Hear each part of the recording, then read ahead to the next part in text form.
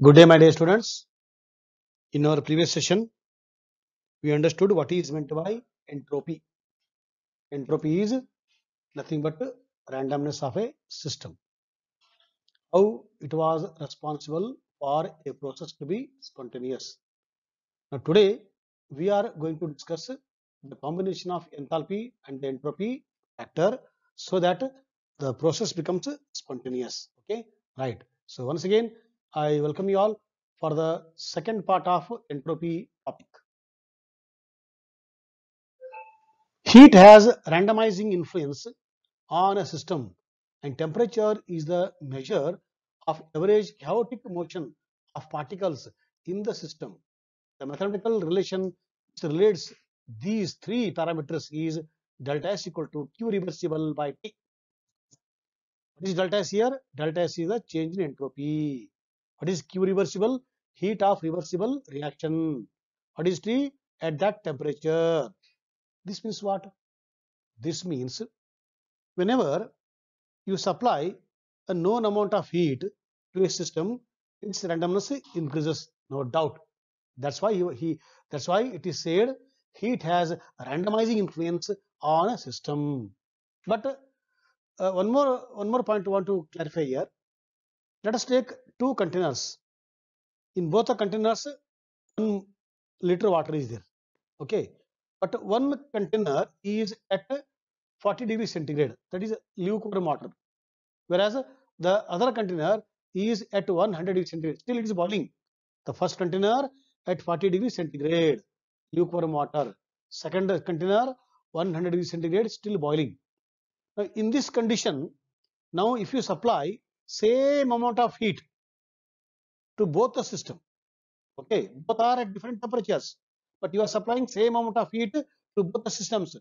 Now, in which system entropy will become more? A system where it is at lower temperature will have more randomness. Why? Because in the second system, already what is boiling, already it has reached the maximum entropy. Earlier it was normal, water molecules were randomly moving, but when you supply a large amount of heat, it started boiling. That means now it has started to convert water into vapor. That means it has reached the highest level of entropy. So for that condition, if you supply small amount of heat, it will not matter. Whereas a system with a low temperature, for example, I said 40 degrees centigrade, to that system, if you supply same amount of energy, it will influence more than the second one. That's why heat added to a system at lower temperature causes greater randomness than when the same quantity of heat is added to it at higher temperature. Therefore, entropy change is inversely proportional to temperature, and therefore this equation delta S equal to Q reversible by T. Okay, now delta S total equal to delta S system plus delta S surrounding. What is this? Okay. Now leave it the previous example. One more example, one more situation. Take a system, supply some amount of heat to the system. What happens? System's entropy increases. What about the entropy of the surroundings? Decreases. Okay, so now by supplying some amount of heat to the system, there is a increase in the entropy of the system and decrease in the entropy of the surroundings. Now please calculate change in the entropy of the system and change the entropy of the surroundings. Please add both. If your answer is more than 0 or positive, then the system is spontaneous. We will go for the spontaneous process. Otherwise, it will become non-spontaneous. That means for a process to be spontaneous, delta S total should be more than 0 or it should be positive. Okay, that's why you want to say delta S total equal to delta system plus delta surrounding, which is more than 0. That is delta S total must be positive. Now this one what? When the system is in equilibrium, the entropy is maximum because from one system to the system already entropy change is there. Now they reach the equilibrium. That time both have reached the maximum entropy. That time what is the change entropy? 0. So when the system is in equilibrium, that time change in entropy, that is delta is equal to 0. Now consider isothermal expansion of ideal gas. If system absorbs Q amount of heat from surroundings at temperature T, then entropy increase of system equal to minus plus Q by T.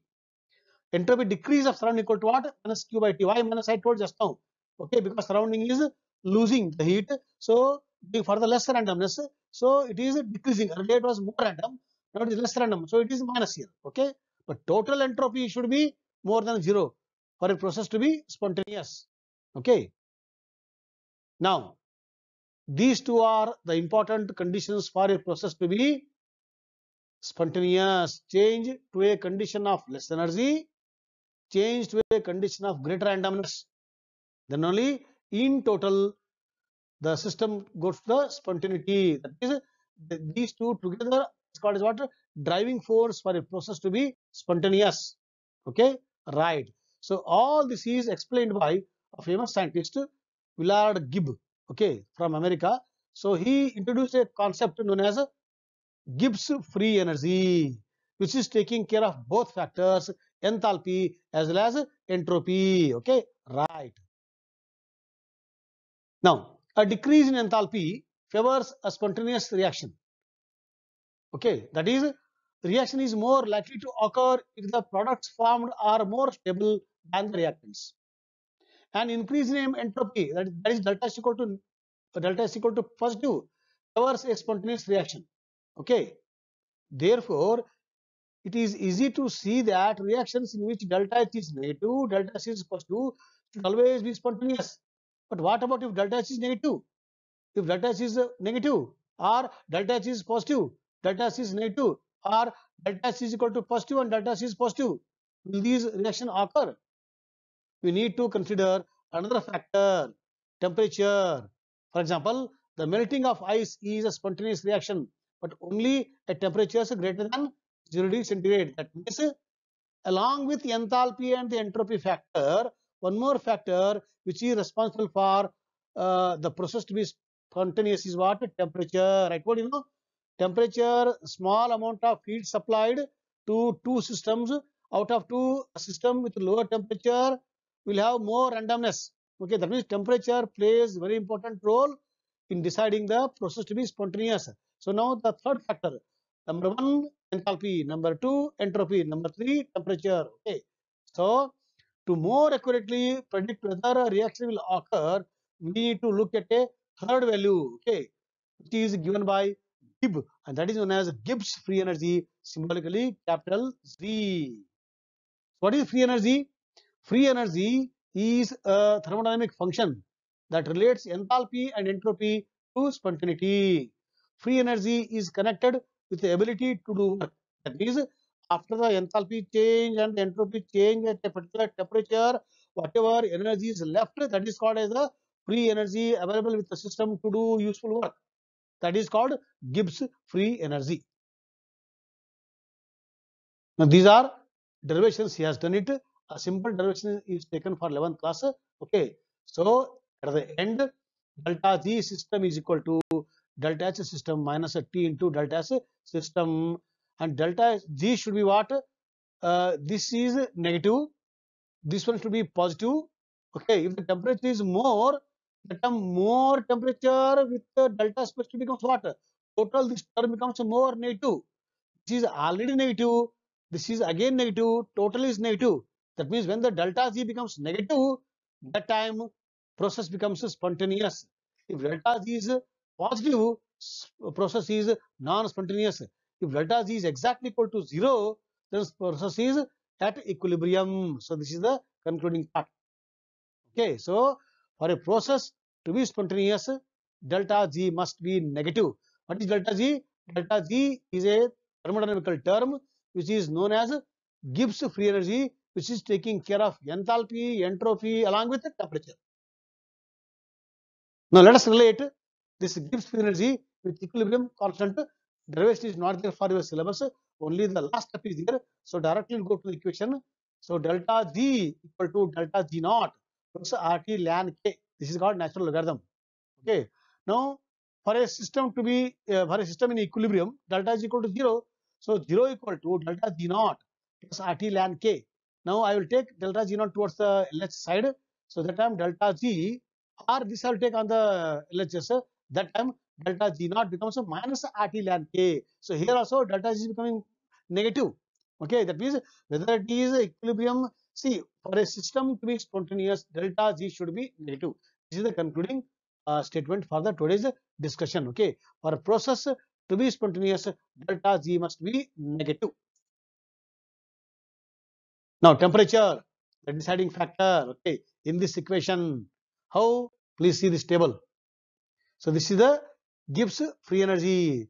Change in the Gibbs free energy equal to change in enthalpy minus a T into change in the entropy. This is a very famous equation uh, known as Gibbs free energy equation. Okay, and he was given a very what famous award that time for the Nobel Prize. Royal Society of London. That prize, that award is going to the Willard Gibb for this outstanding achievement. Delta G naught equal to delta H naught minus T into delta S naught. Okay, now let us see. If delta H is negative, delta S is positive at all temperature, the time reaction is spontaneous at all temperature, because delta H is negative, delta S is positive. So T is what? T is negative. That time at all temperature, total process becomes, total equation becomes negative. So it is spontaneous. If delta H is negative, delta S is negative. Okay, at low temperature, this is negative and this is negative. At low temperature, when the temperature is low, that time this factor becomes what? Again negative. So even at a low temperature also reaction becomes spontaneous. Now if delta H is negative, delta S is negative, but at high temperature, see, when the delta S is negative, okay, at high temperature, that time this term is becoming total what? Negative, and at high temperature, that time it is becoming towards the positive. So delta G is go towards the positive sign. That means reaction is non-spontaneous at high temperature. Now, fourth condition, delta H is positive, delta S also positive. Okay, but at a low temperature, delta G is positive. That time reaction is non-spontaneous. If delta H is positive, delta S is positive. That time what is delta G? At high temperature, negative. Reaction is spontaneous.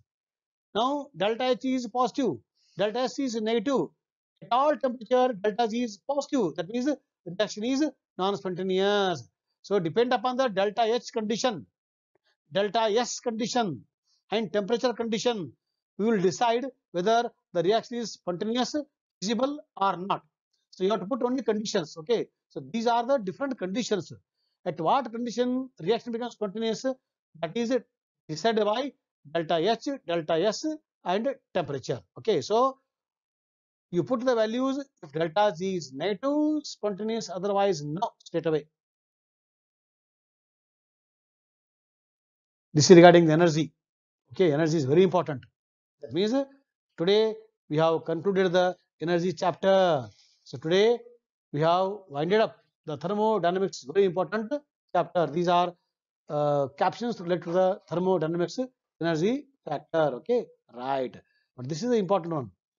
The universe is expanding more rapidly than previously believed. What does it mean? This means, see, in thermodynamics, we learned in the first session, system and the surrounding. Okay, I am a system. Except me, everything is surrounding. What is the combination of system and surrounding? That is universe.